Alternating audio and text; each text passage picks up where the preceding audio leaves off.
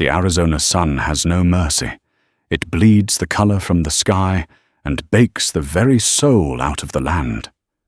For Evelyn Vance, it was a predator, and its teeth were sinking into the last of her hope. Her horse, old Samson, a beast of loyal heart and failing strength, had finally surrendered, his legs buckling in the shimmering heat.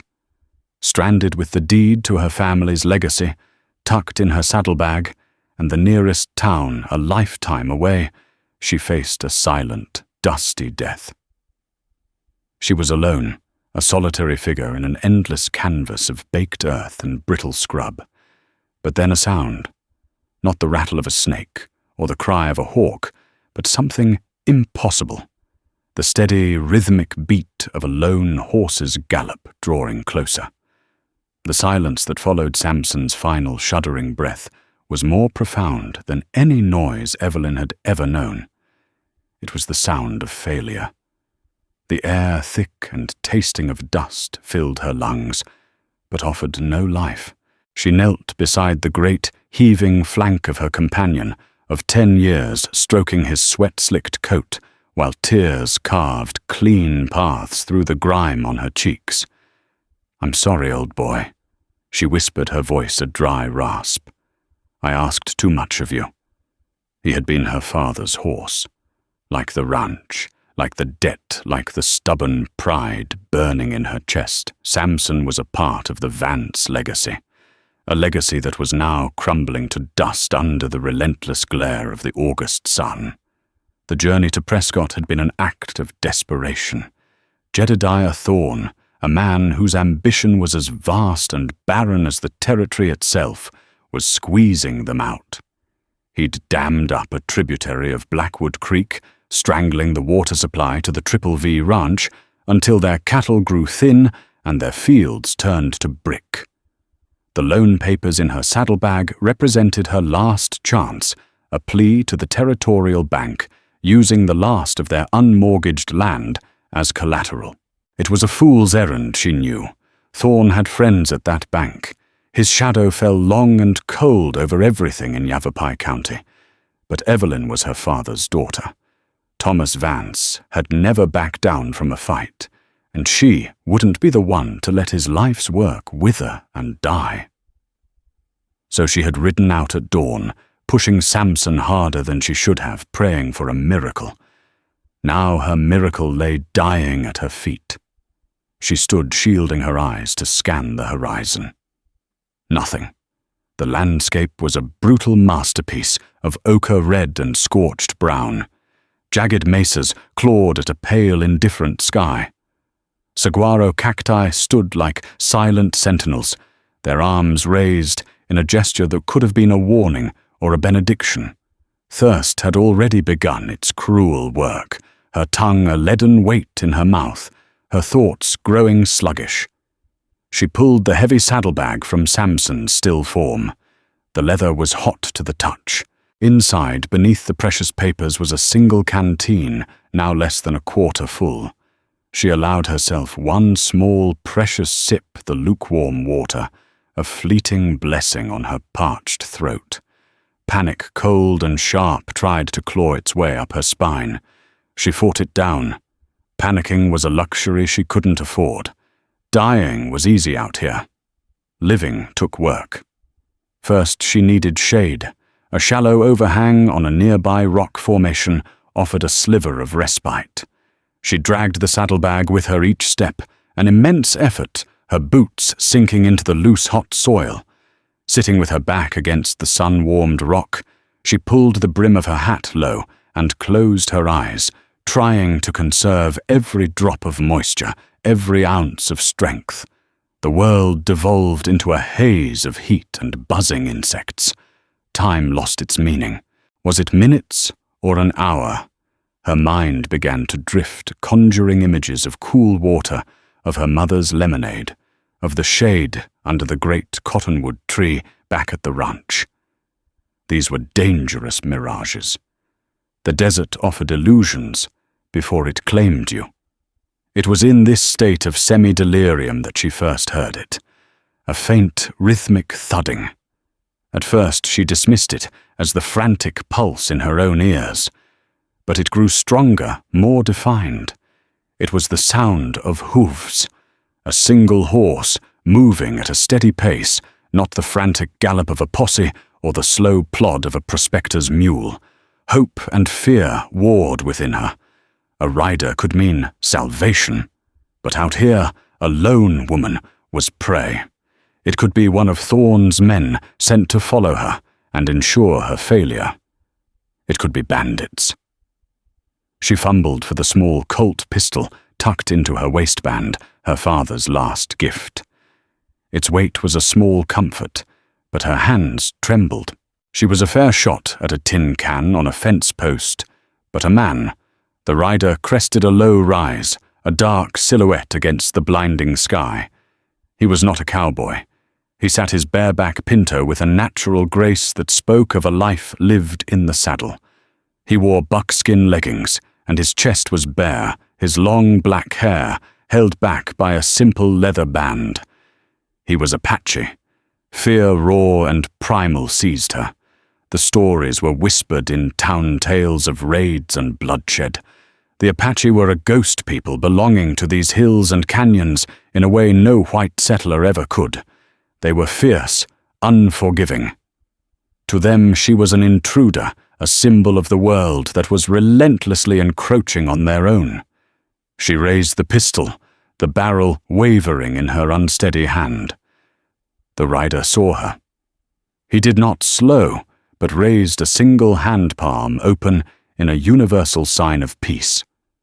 He drew closer, and the details sharpened. He was young, perhaps a few years older than her own, 21 years. His face was all sharp angles and stoic composure, but his eyes were dark and intelligent, and as they fell upon her, she saw a flicker of something she couldn't name. Not pity, not aggression, recognition. He reined his horse to a halt 20 feet away. The silence stretched, broken only by the pinto's soft snorting. "You are far from your home, white woman," he said. His voice was low and steady, his English accented but clear. My horse," she stammered, gesturing weakly toward Samson's body. The man's gaze shifted to the fallen horse, then back to her. He dismounted in a single fluid motion. He was taller than she'd thought, lean and powerful. He moved with the quiet confidence of a predator, yet his eyes held no menace. He walked closer, his gaze sweeping over her, noting her flushed face, her cracked lips, the pistol still trembling in her grip. He stopped just out of arm's reach. "The sun has laid its claim on him. It will soon lay its claim on you." Evelyn's mind raced. Where did she know him from? His face was familiar, stirring a memory from the murky depths of the past, a memory of fear and pain, but not her own. And then it struck her, a jolt as powerful as a lightning strike. The memory wasn't from years ago. It was from a single terrifying afternoon, 2 winters past. She lowered the pistol. "You." She breathed the name coming to her lips in a whisper. "You are Kyle." A flicker of surprise crossed his face, breaking his stoic mask for a heartbeat. He nodded slowly. "And you are the woman from Blackwood Creek, the one who brought water instead of a bullet." The memory washed over Evelyn, as vivid as the brutal heat around her. It was 2 years ago, in the dead of a surprisingly mild winter. She had been checking fence lines near the creek far from the main house.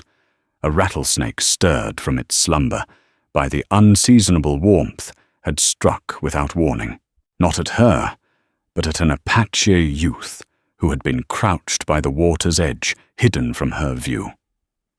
She'd heard the cry of pain and ridden closer, her rifle ready. She'd found him on the ground, his leg already beginning to swell his face, pale beneath his sun-darkened skin. He was Kyle, though she hadn't known his name then. He was alone, and his eyes glazed with pain and fever were filled with a defiant fire. He expected a bullet, The local sentiment fanned by men like Thorne was that the only good Apache was a dead one. Her father, Thomas Vance, had been a different sort of man. He believed in character, not color. Judge a man by his actions, Evelyn not by the stories others tell of him, he'd always said. Seeing the boy, he couldn't have been more than 18, then her father's words echoed in her heart. She saw not an enemy, but a human being in agony. She ignored the suspicion in his eyes, dismounted, and approached slowly. She had used her knife to cut open his buckskin leggings, and then, fighting her own revulsion, had sliced into the 2 small puncture wounds on his calf, trying to draw out the venom as her father had taught her. She'd used the last of the water in her canteen to clean the wound and wrapped it with a strip of cloth torn from her own petticoat. He had watched her the entire time, silent and wary, his hand never far from the knife at his belt. When she was done, she had left her canteen with him and backed away. "The creek water is clean here," she had said. "Drink, rest." Then she had mounted her horse and ridden away without a backward glance, her heart pounding with the knowledge that she had broken an unwritten ugly rule of the territory. She never told a soul, not even her father.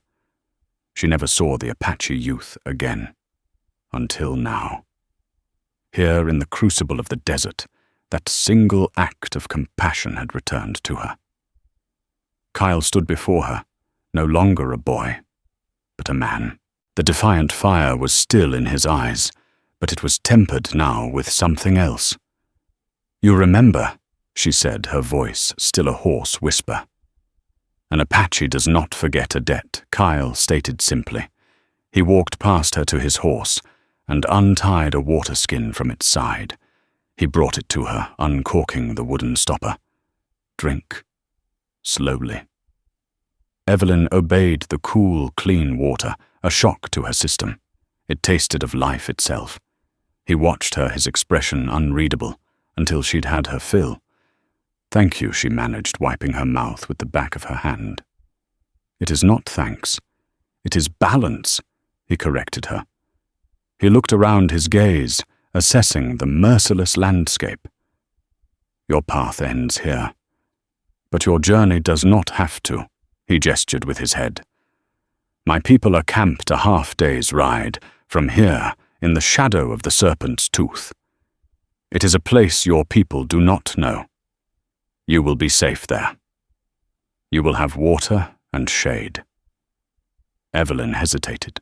Going with him was a risk of a different kind. A white woman in an Apache camp. The thought was terrifying.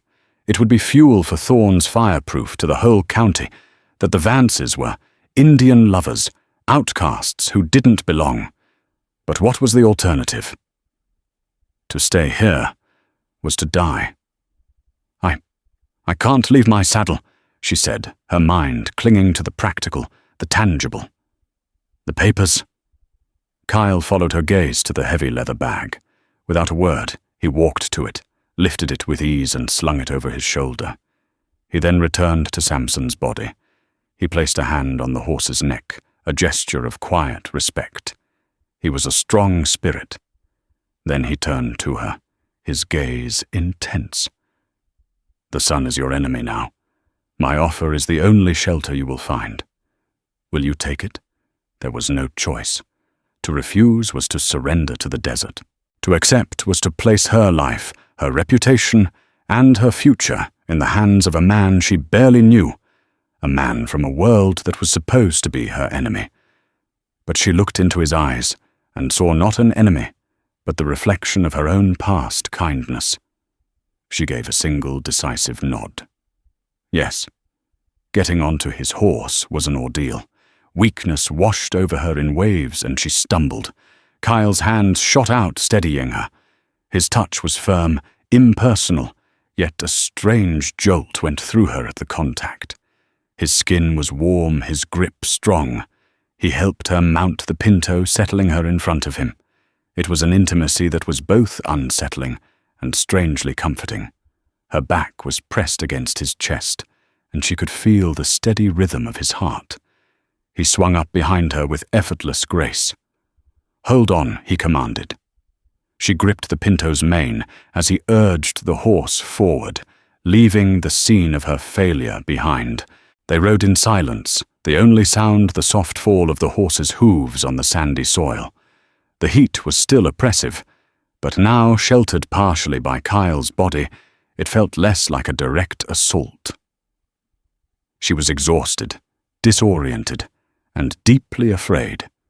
But as they moved deeper into the Apache's territory, another feeling began to surface, one she hadn't felt in a long, long time. It was a fragile, tentative flicker of hope.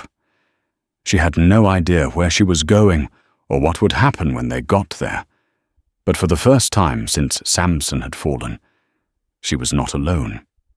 She was the rescuer now, rescued, caught in a cycle of fate she could never have predicted.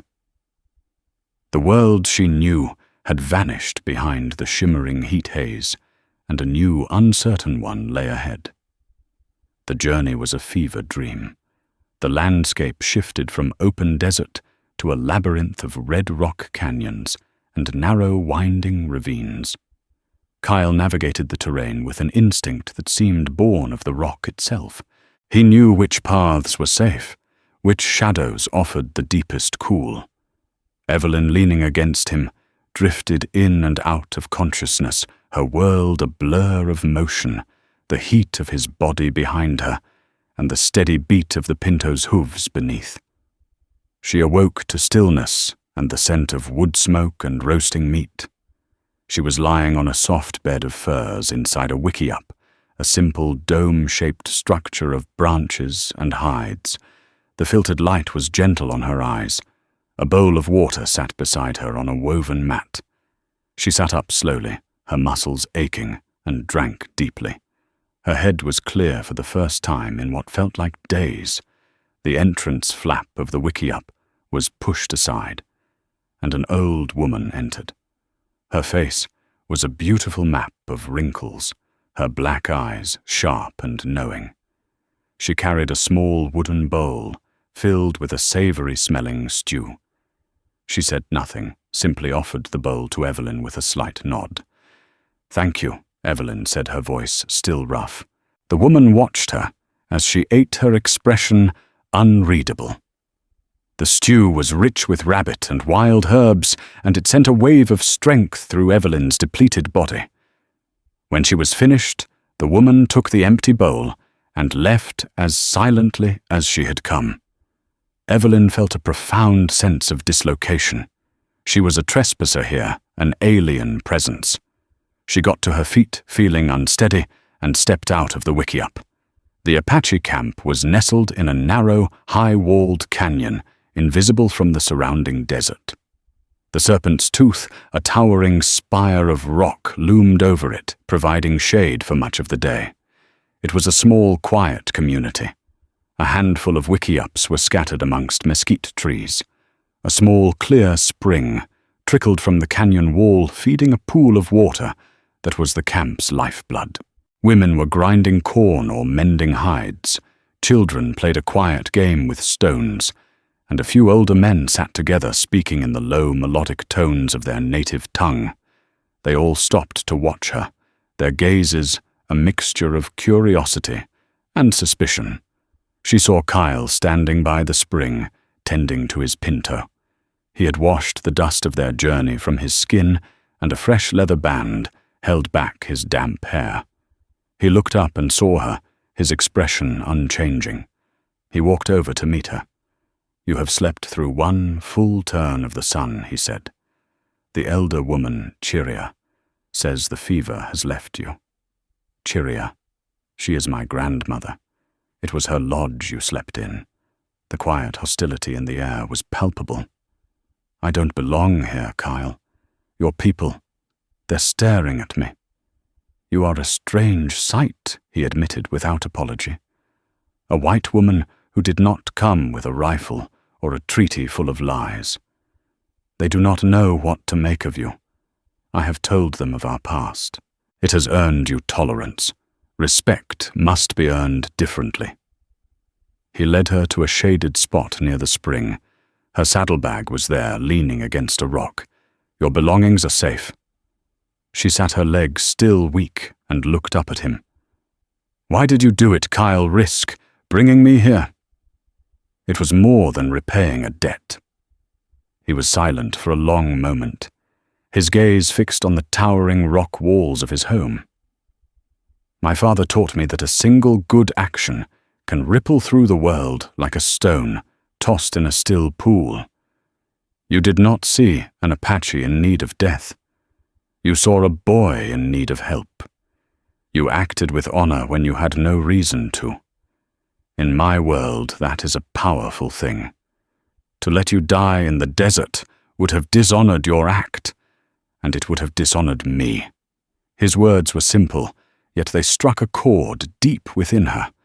He spoke of honor and balance, concepts the men she knew, men like Jedediah Thorne, had long since discarded in favor of profit and power. They spent the next hour talking. She told him about her ranch, about her father's death a year ago, and the crushing weight of the debt he'd left behind. And she told him about Thorne. At the mention of Thorne's name, Kyle's jaw tightened. A dark look passed over his features. Jedediah Thorne, he said, the name tasting like poison on his tongue. We know this man. He is a taker. He takes land, he takes water, and when he is done, he will take the sky itself, if he could. He's strangling us. Evelyn confessed the words pouring out of her now. He dammed the tributary to Blackwood Creek. He claims it's on his property, but the water belongs to everyone downstream. He's trying to force me to sell my land to him for pennies on the dollar. Blackwood Creek is sacred to my people, Kyle said, his voice low and intense. Our ancestors are buried along its banks. The water gives life not just to your cattle but to the deer and the birds. Thorne's dam is a wound upon the land. He has also hired men who ride with long rifles and empty eyes. They push our hunters from their traditional grounds, claiming it is now Thorne's property. Evelyn stared at him, a dawning realization hitting her. Their struggles were not separate. They were two sides of the same coin, two peoples being squeezed by the same ruthless hand. Thorne didn't just want her ranch. He wanted the whole valley, and he would remove anyone settler or Apache who stood in his way. He tells the people in town that the Apache are raiding his cattle, she said, thinking of the rumors she'd heard from Sheriff Brody. Kyle snorted a rare show of open derision. It is a convenient lie. Why would we steal his skinny cattle when the deer are plentiful in the high canyons? He uses fear of my people as a weapon against your people. He turns you against each other so you do not see the real threat. A comfortable silence fell between them as they watched the evening shadows lengthen in the canyon. The hostility from the other Apache had softened. They still watched, but with less suspicion and more quiet contemplation.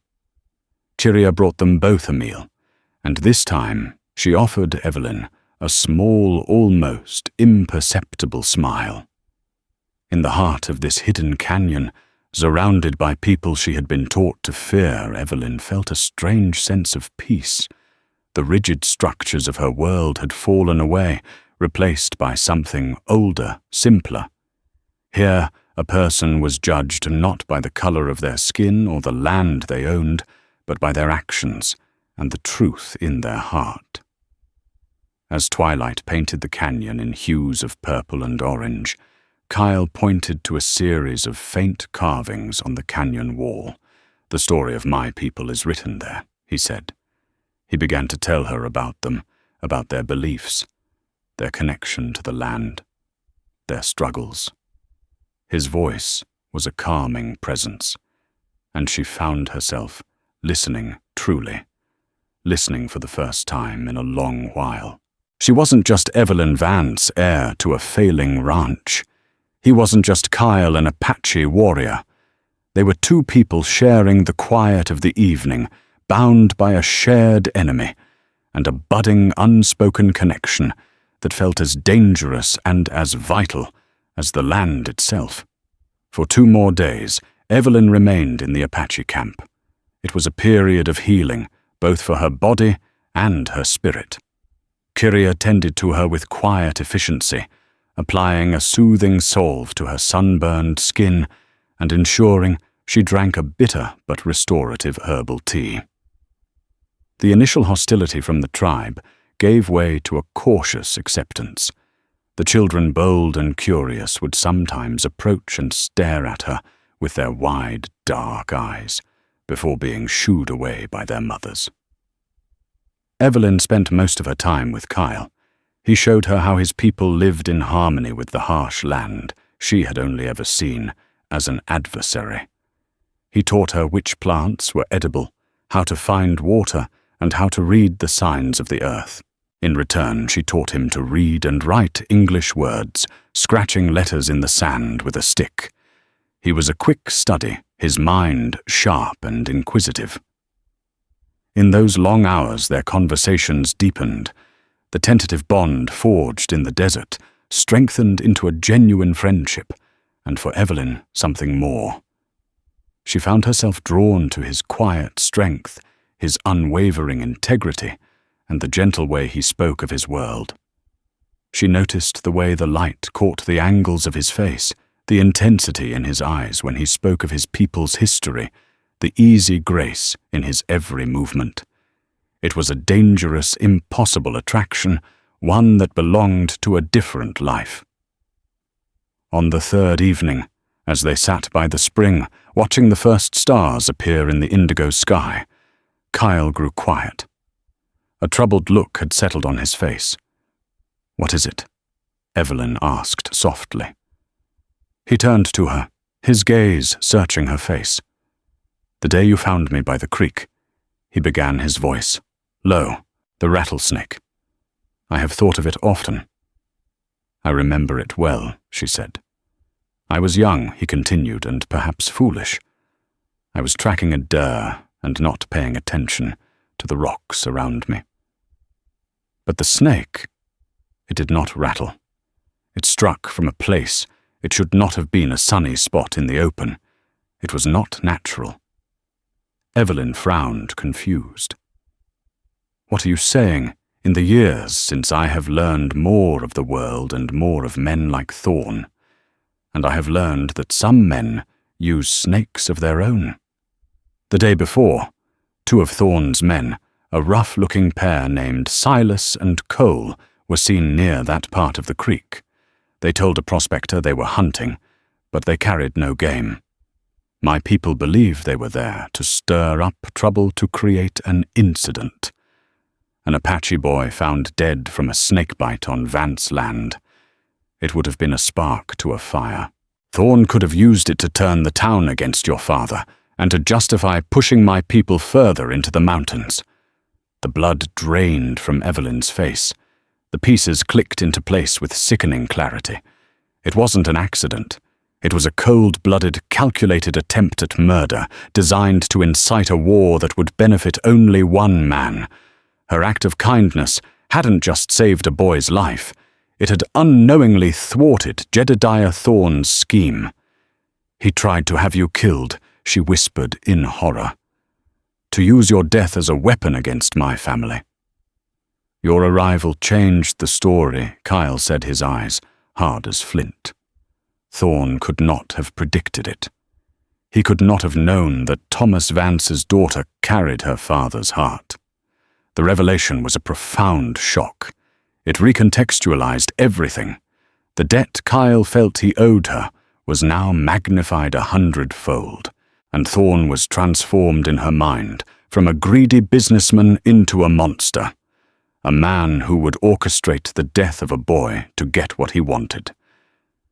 The anger that rose in her was a pure, cold flame.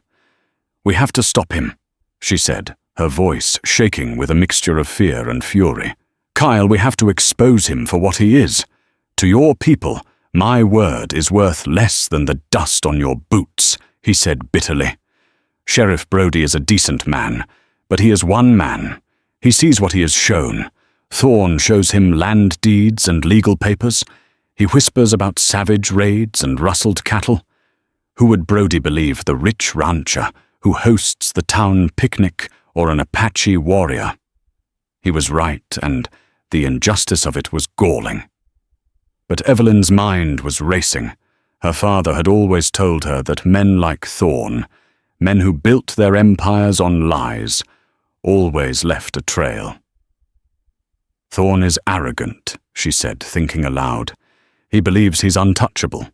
Men like that get careless. They keep records, ledgers, letters. Something that could prove he's damming the creek illegally, or proof he hired Silas and Cole." A new energy sparked between them. It was no longer just about their separate struggles. It was a shared cause. Their alliance was no longer one of rescuer and rescued. It was one of warriors preparing for battle. "Thorne's ranch is a fortress," Kyle said. "He has 12 men on his payroll. But they can't be everywhere at once." Evelyn countered, her mind sharp now. "His office is in the main house. I've been there once with my father. I know the layout.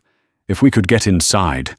It was a wild, impossibly dangerous idea. A white woman and an Apache warrior breaking into the most powerful Mon's home in the county. If they were caught, Kyle would be hanged without question. She would be branded a traitor and a criminal, losing everything she was fighting to protect. Kyle saw the risk, but he also saw the determined fire in her eyes. This was the same woman who had knelt by a creek to save an enemy boy. He saw her courage, and it mirrored his own. "The risk is great," he said, his voice a low warning. "Doing nothing is the greater risk," she replied, her gaze unwavering. "He will take my land, and then he will come for yours. He won't stop until he has it all. We are the only ones who can stop him, because we are the only ones who know the full truth of his evil." He looked at her for a long moment, a silent conversation passing between them. In that look, she saw respect, admiration, and something deeper, a protective instinct that made her heart ache. He gave a slow, deliberate nod. "Then we will not let him win. You know the inside of his world. I know the shadows and the silent paths. Together, we will be the serpent's venom that brings the monster down." Their hands found each other in the twilight, his fingers closing around hers. It wasn't a lover's caress, but the firm, resolute grip of two allies sealing a pact. In that moment, they were no longer defined by their separate worlds, but by the single dangerous path they had chosen to walk together. Leaving the sanctuary of the canyon felt like stepping from a dream back into a harsh reality. Kyle insisted on escorting her, but not back to the Triple V. A direct return would raise too many questions. Instead, they devised a more careful plan. Under the cover of darkness, he led her on a long, circuitous route to the outskirts of Prescott. The story would be that she had managed to walk to a small remote homestead whose owners had given her shelter before she could make her way to town. It was a thin story, but better than the truth. They parted on a moonless ridge overlooking the distant flickering lights of the town. The separation was unexpectedly difficult. In the canyon, they had been allies, equals. Now the invisible walls of their two worlds rose between them once more. "The new moon is in 5 nights, Kyle said, his voice a low murmur in the dark. "Thorne is hosting a party for some cattle barons from Phoenix. The house will be busy. His men will be distracted. It is our best chance. I'll meet you at the old lightning-scarred oak on the edge of my property," Evelyn replied. "At midnight." He reached out his hand, gently touching her arm. "Be careful, Evelyn Vance. In your world, the whispers of snakes are harder to hear." She nodded, her throat too tight for words. He melted back into the shadows, and she was alone again, the weight of their audacious plan settling heavily on her shoulders. The next few days were a torment of deception. She stumbled into Sheriff Brody's office in Prescott, playing the part of the exhausted, traumatized victim. Samuel Brody was a man worn down by his job, his face a roadmap of prairie dust and disappointment. He listened to her story with a weary sympathy, clucking his tongue at the loss of her horse and her terrible ordeal. "It's a miracle you're alive, Miss Vance," he said, pouring her a cup of bitter coffee. "Jedediah Thorne had his men out looking for you." He seemed mighty concerned. The irony was so thick Evelyn could have choked on it. "That was kind of him," she managed to say. She made a report, signed some papers, and accepted a ride back to her ranch from a concerned neighbor. The moment she saw Thorne, her resolve was tested. He rode over the next day, his large, expensive horse, trampling her mother's struggling rose bushes. He dismounted, his face a perfect mask of neighborly concern. "Evelyn, my dear girl." He boomed, his voice falsely jovial. "I was so worried. When I heard your horse had failed, I feared the worst. Standing before him, knowing he had tried to have Kyle murdered, knowing he was actively plotting her ruin, was the hardest thing she had ever done." She had to force a weak smile to her lips. "Thank you for your concern, Mr. Thorne," she said, her voice steady, despite the rage boiling in her blood. "The desert is a harsh place." "Indeed," he said, his eyes scanning her ranch with a proprietary air. "Too harsh for a young woman on her own. Perhaps it's time you considered my offer again. A generous offer. It would relieve you of this terrible burden." "The Triple V is not a burden, sir." "It is my home," she said, her voice colder than she intended. His smile thinned. "Pride is an expensive luxury, my dear. Don't let it be the last thing you own."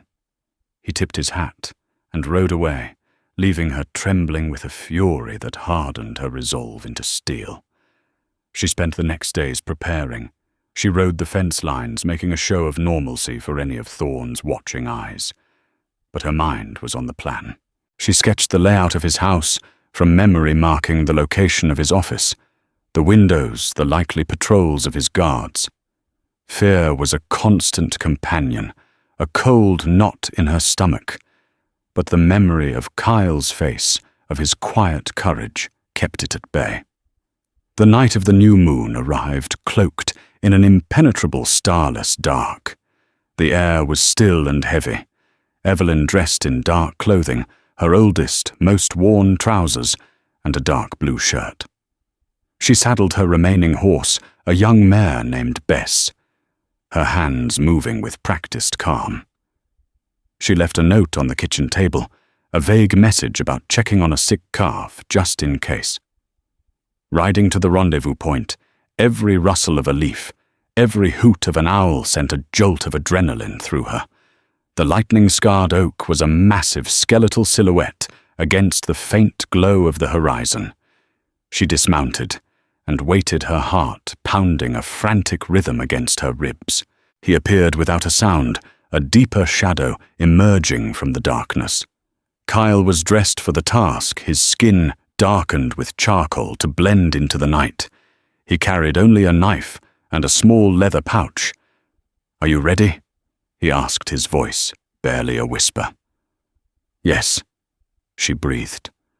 They moved on foot, leaving the mare tied in a hidden coulee. Kyle led the way, his movements utterly silent. He flowed over the land like water, avoiding dry leaves and loose rocks, with an instinct she could only marvel at. She followed in his footsteps, trying to replicate his silence, feeling clumsy and loud in comparison. Thorne's ranch was a sprawling operation, the main house a two-story monstrosity of new timber and arrogant design, blazing with lights and echoing with the sounds of laughter and music. They circled wide, approaching from the rear where the shadows were deepest.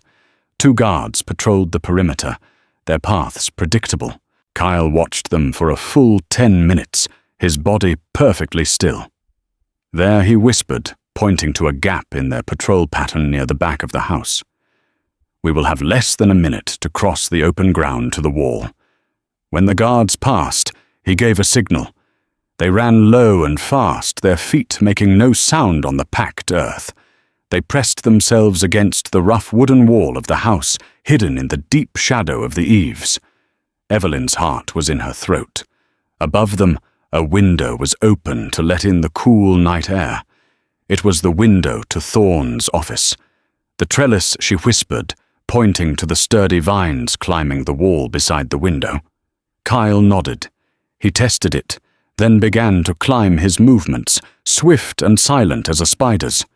He reached the window, slipped inside, and a moment later, a thin rope snaked down. Evelyn secured her pistol, took a deep breath, and began to pull herself up, hand over hand, praying the raucous noise of the party would cover any sound she made. Swinging through the open window into the suffocating darkness of Thorne's office was like entering the belly of the beast. The air was thick with the smells of leather whiskey and expensive cigar smoke.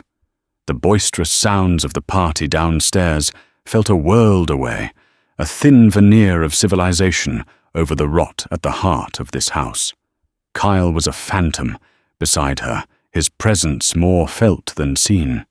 He moved to the door, listening intently.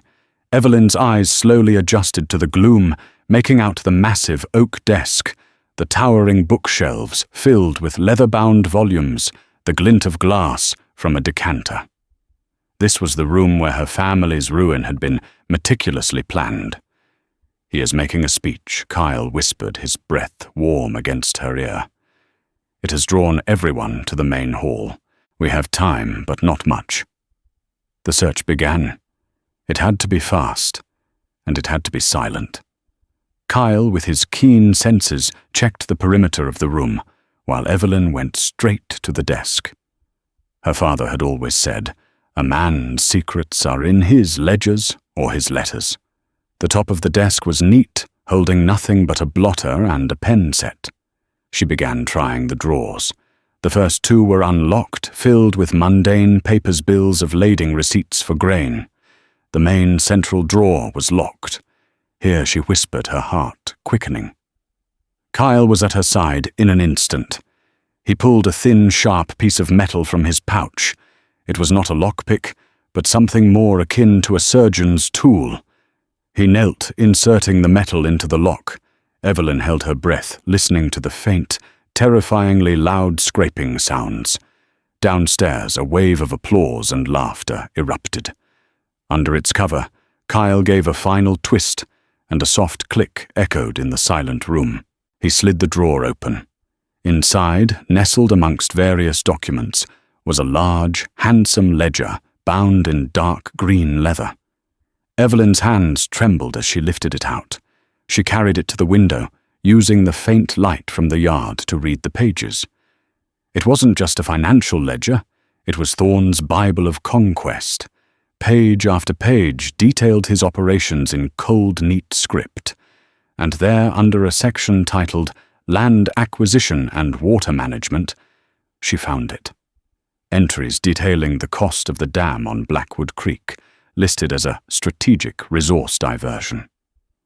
There were payments to a geological surveyor to falsely attest that the tributary originated on Thorne's land.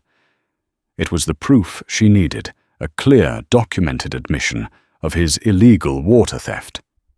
But then she found something more. A few pages further in, under Security and Risk Mitigation, were two names, Silas and Cole. Beside their names were dates and payments. One date corresponded to the week Kyle was bitten by the snake. The entry simply read, "Payment for Apache pest control, incomplete." "Kyle, look," she breathed, showing him the entry. A muscle tightened in his jaw, the only sign of the cold fury that must be raging within him. It was concrete, the proof of the conspiracy written in the villain's own hand. Suddenly footsteps sounded in the hall outside. Heavy, deliberate steps coming closer. "Someone's coming," Kyle hissed. Panic flared in Evelyn's chest. There was nowhere to hide. The room was sparse, offering no cover. The door handle began to turn. Kyle moved with astonishing speed. He didn't run for the window. He shoved the ledger into Evelyn's hands, pushed her behind the heavy velvet curtain that covered the window, and then did something she never expected. He stepped into the center of the room, drew his knife, and stood, waiting, a silent, deadly warrior, ready to face his enemy. The door swung open. It wasn't Thorn. It was one of his hired guns, a hulking man with a dull face and a pistol on his hip, Silas, the man Kyle had named. He was likely sent to fetch more cigars or whiskey. His eyes widened in shock as he saw the Apache warrior, standing there as if summoned from a nightmare. What in the... Silas began, his hand flying to his gun, but Kyle was faster.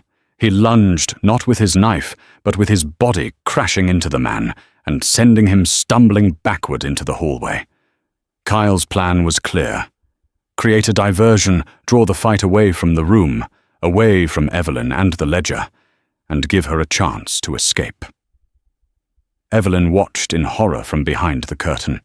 She heard the sounds of the struggle, a grunt, the sickening crunch of bone, a body thudding to the floor. Kyle was a formidable fighter, but more men would come. The entire house would be alerted. She had a choice. She could climb out the window, take the ledger, and run, saving the proof, but leaving Kyle to face a dozen armed men alone. Or she could help him. Her father's voice echoed in her memory, ever back down from a fight that matters. She clutched the heavy ledger in one hand and drew her small Colt pistol with the other. She burst from behind the curtain and ran into the hall. Kyle had Silas on the floor, disarmed, but the commotion had been heard.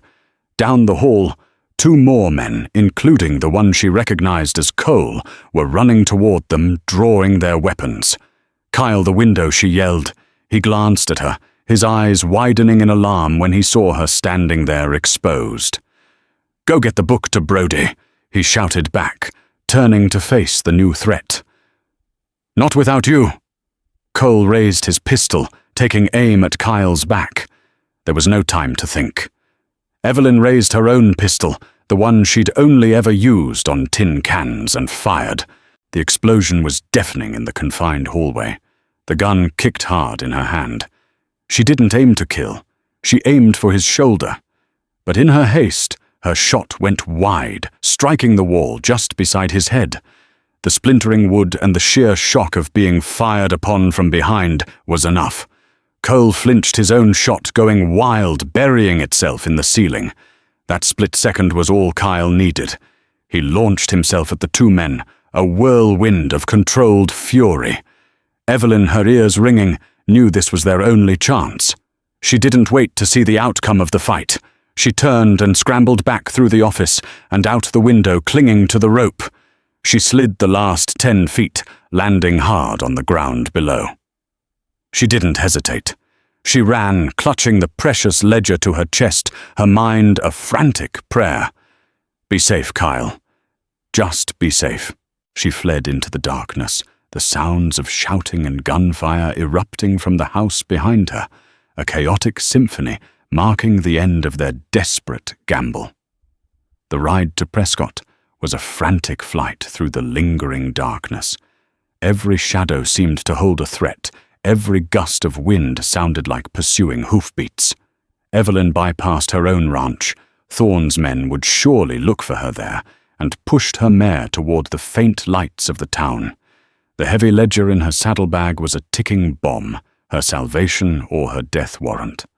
She arrived as the first grey light of dawn broke, slumping off her horse, not at the sheriff's office, but at his small house. She hammered on the door, her exhaustion eclipsed by a desperate urgency. A bleary-eyed Sheriff Brody opened it, shotgun in hand, his face a mask of shock when he saw her. "Miss Vance? What on earth?" "Thorne," she gasped, pushing past him and dropping the ledger onto his kitchen table with a heavy thud.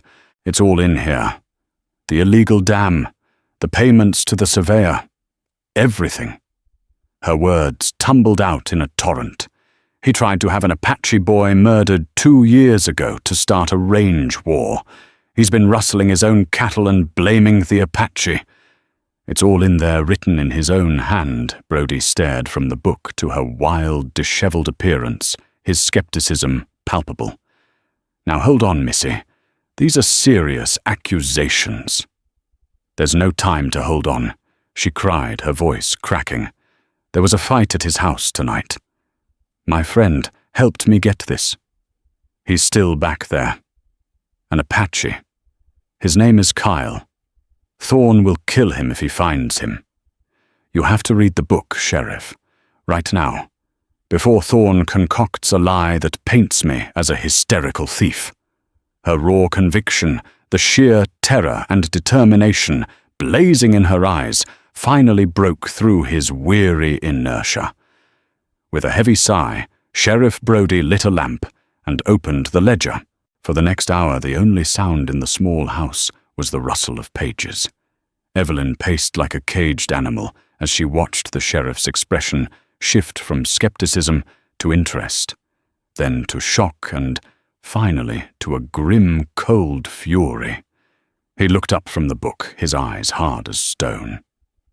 "Jedediah Thorne paid Silas and Cole for Apache pest control," Brody said, his voice flat.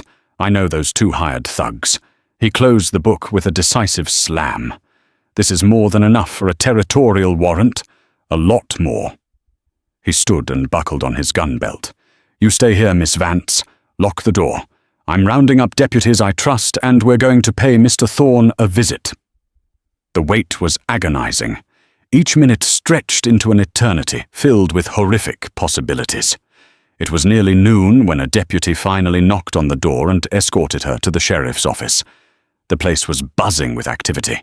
Jedediah Thorne was in a cell, his fine suit rumpled and stained his face, a mask of impotent rage. Brody met her in his office. "It's over, Miss Vance. Thorne's men put up a fight. 2 are dead. Thorne himself is singing like a canary, trying to blame everyone but himself. It won't work. The territorial judge will see him hang or rot in prison." Evelyn's heart hammered against her ribs. "And Kyle, did you find him?" The sheriff's expression softened.